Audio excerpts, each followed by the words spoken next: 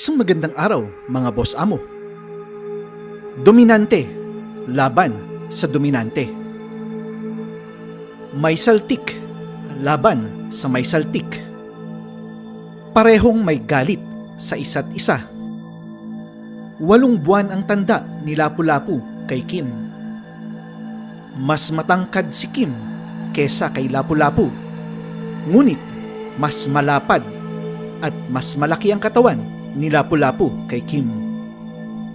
Si Kim ay mayroong lakan at forest dogs sa kanyang likod. Ngunit itong si Lapu-Lapu ay walang kaibigan. Sino ang mas dominante sa dalawa? Ang Kangal ba na mayroong strongest bite force?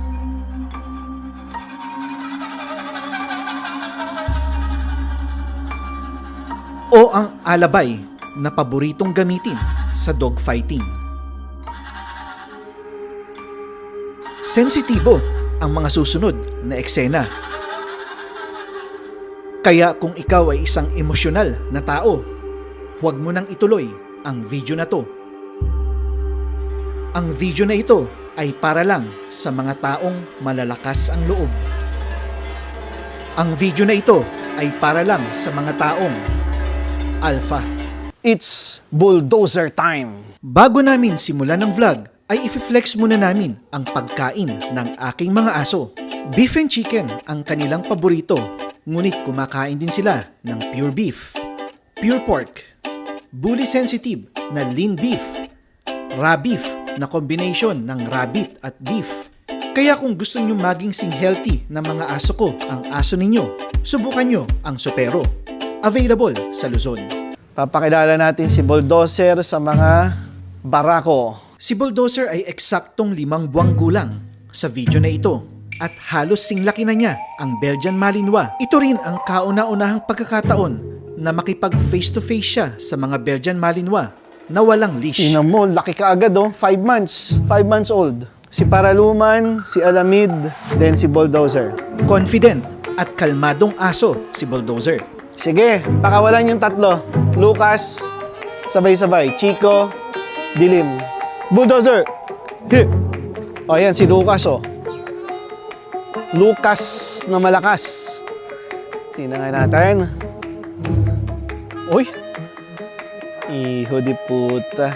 Lakan na lakan ng teknik Sugod sabay amoy Face to face. Tamo, umaangat ang bato Ganda ng batok, no? Ang haba talaga niya, no? Expected ko naman na hindi magiging problema ang mating ritual ni Bulldozer kay Lucas. Sa lahat ng mga barakong aso ko, ang rule lang naman ay huwag sasampahan ng bagong aso ang mga lumang aso dahil ang pagsampa ng isang barako sa isang barako ay sign of dominance na ayaw ng mga nakakatanda. Parehong gwapo, Hindi nagpapansin, no? Lumapit si Bulldozer. Nakipag-amo yan face to face. Tingnan mo. Ganda ng confidence. Ang face-to-face na amo yan ng walang labasan ng ngipin ay ayos lang. Opo, sanggala, gwapo sa gwapo. Atras siya.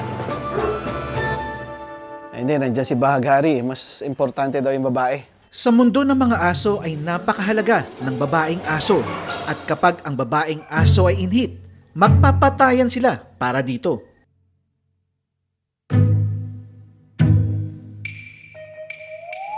Hindi ka, stoy. Hindi ka, may papakilala ko sa'yo. Hindi ka, 2 tirador. Hindi ka.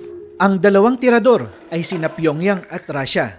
Nakawala na rin ang magkakapatid na sina Lapu-Lapu, John Wick, Antonio, at Star-Lord. Yan. Uy.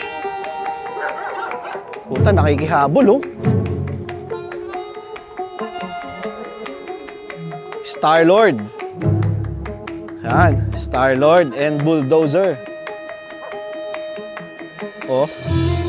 Si Paraluman naman, Ayan, papunta dyan si Antonio. Bumalik. Ay, putang ina, si Lapu-Lapu. Oh, shit. Hindi pinapansin? Hindi ka pinapansin, boy? Ayan, putang ina, nakita, oh.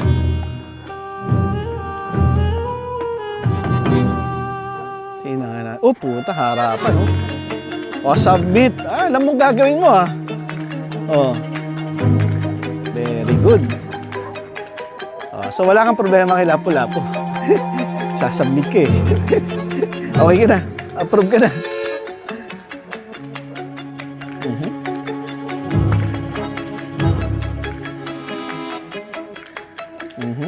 Si John Wick, Lapu-Lapu. Okay. Goods. Okay, no problem. Sila Russia, hindi siya nakikita eh. Hinahabol si John Wick ah. Mahilig sa block. Ayan, papunta na doon. Ayan, si Russia, nakita siya. Oh, pusang gala oh. Oh? Oh, sabi ni Asmus, naranasan ko rin yan. Ayan, puta, ina si Pyongyang. Aha. Aha. Ah, okay na. Approved na. Dalawa na lang. Kim at Lakan. Kuhang-kuha ni Bulldozer ang gusto ko sa isang aso. Yung maangas, pero may respeto. Dalawa na lang ang problema ko. Ang kanyang tatay at ang kanyang tito. Russia! Si Lakan at si Kim. Bulldozer! Oh. Yun oh. Sabi niya oh. Oh. Ano to, anak to ng katropa kong sila Kandula.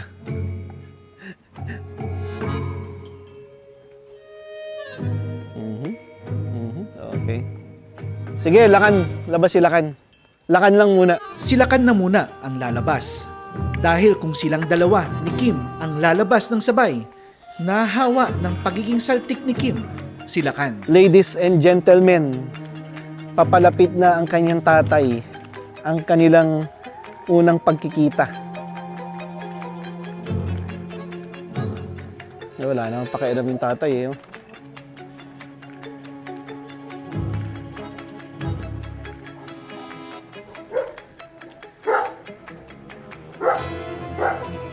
Yan oh. Oh, John Wick oh. Pogi. Ayan na oh. Nakita na. Nice. Oh.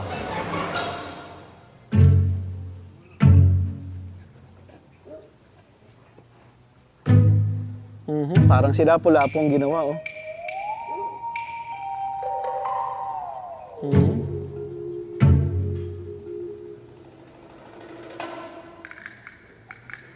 Ayos. Solve. Isa na lang ang aking problema, si Kim na may saltik. Ganito ang ginagawa namin, dahan-dahan na pagpapakilala upang hindi ma-agitate ang grupo at hindi sila mag-away-away. Halika. Okay mga boss, si Kim Saltik. Ah, purot siya. Harapan agad oh. Wala rin boy. Ayos din. Oh. Oh, ganun din ang ginawa niya kay Lakan at kay Lapu-Lapu. Nakikisingit pa nga to eh. Para luman eh.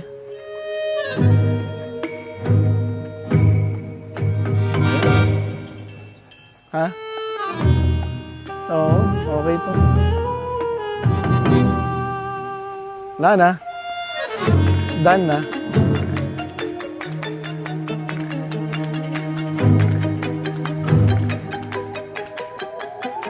Pero sa klase kanina, di ba, may gulo doon? Susugod eh. Parang ano eh, parang nakikita ko na ang gagawin niya eh. Pag lumaki na siya eh. 4 na araw pagkatapos ng meeting ritual, hindi na nakapagpigil si Lapu-Lapu kay Kim. At kahit na nandyan pa si Lakan at tumulong pa si Star-Lord, Wala silang magawa sa naghihimagsik na si Lapu-Lapu. Sa sobrang bilis nilang gumalaw ay nahihirapan ang mga dog keepers na paghiwalayin sila. Hanggang sa kumuha na ng supero leash si Rodel upang itali ang baywang ni Kim sa puno. Si Lakan at si Asmus ay kakampi ni Kim. Kakampi din sila ng mga dog keepers. Sa wakas ay naitali na ang baywang ni Kim at ito namang si Lakan at Asmus ay hinihila si Lapu-Lapu palayo kay Kim.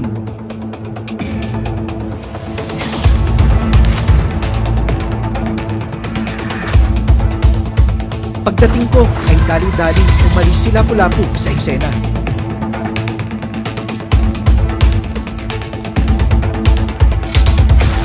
Pinagmamasdan ko kung ano ang damage ng dalawa, ngunit ang tanging damage lang ay isang kagat kay Kim sa may nguso.